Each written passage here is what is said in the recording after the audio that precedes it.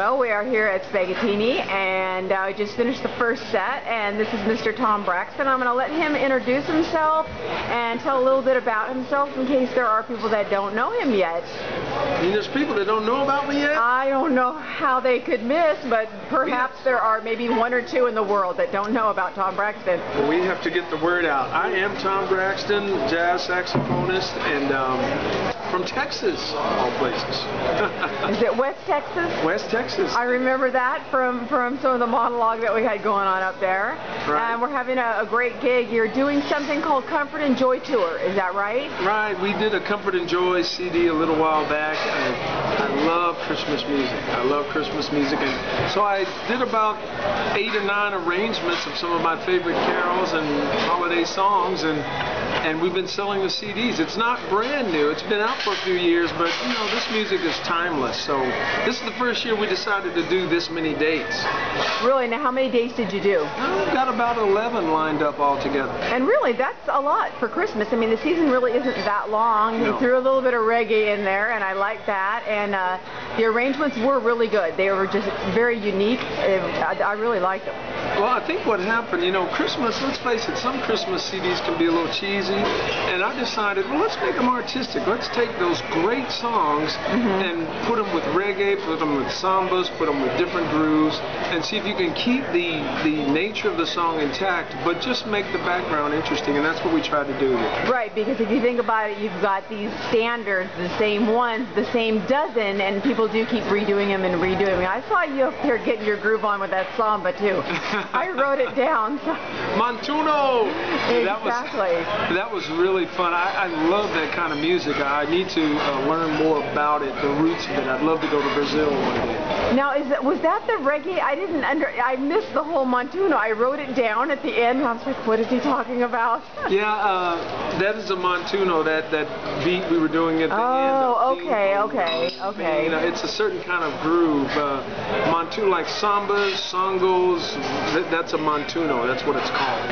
And I want to talk about something that I've been wondering about. I've been following your music for probably at least 5 years, maybe longer, and you have really evolved.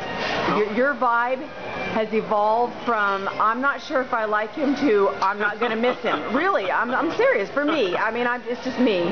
But you know, the first time I saw you, I thought, okay, I like him.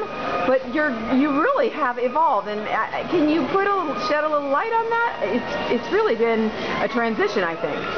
Well, I think an artist should grow. I think that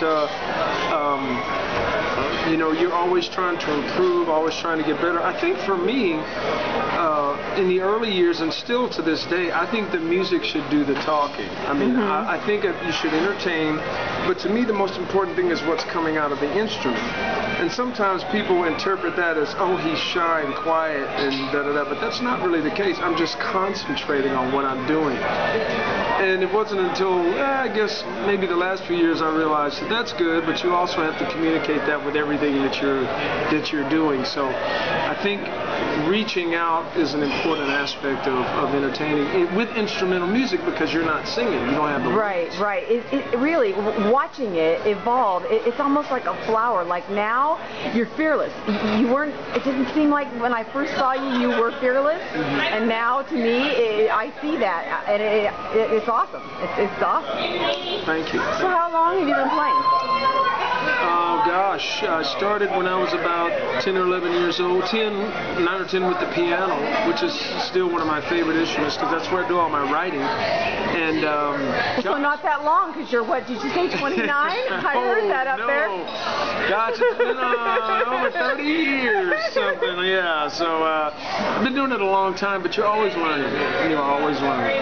Right. Did you come from a musical family or no? Yes. My dad is a saxophonist and a music instructor. He's retired now, and at the tender age of 91, he's still gigging. Your dad is really 91. Yes, they had us a little later in their marriage. They were married for a long time, and they had kids late. And so I was in Lubbock on last Sunday night at the Cactus Theater, and he sat in and played with me. We did some blues. We had 3 generations of Braxtons on stage. That That is I very played, cool. my sons played, and my dad played all at the same time. Because you've got two sons, right? Yes, and one of them played the keyboards, one played sax, and I played it, and my dad played. Did anybody get it on film? I think they did. I think somebody owes me a video. I do. I will do that. Okay, cool. All right, well, this is over. I usually try to do for 5 minutes, and I have no problem talking to you for 5 minutes because we've got a lot to talk about. So until next time, thank you very much for sharing your story with us, and I appreciate it very much. You are extremely welcome, and thanks for all you do for jazz. You're very, very welcome.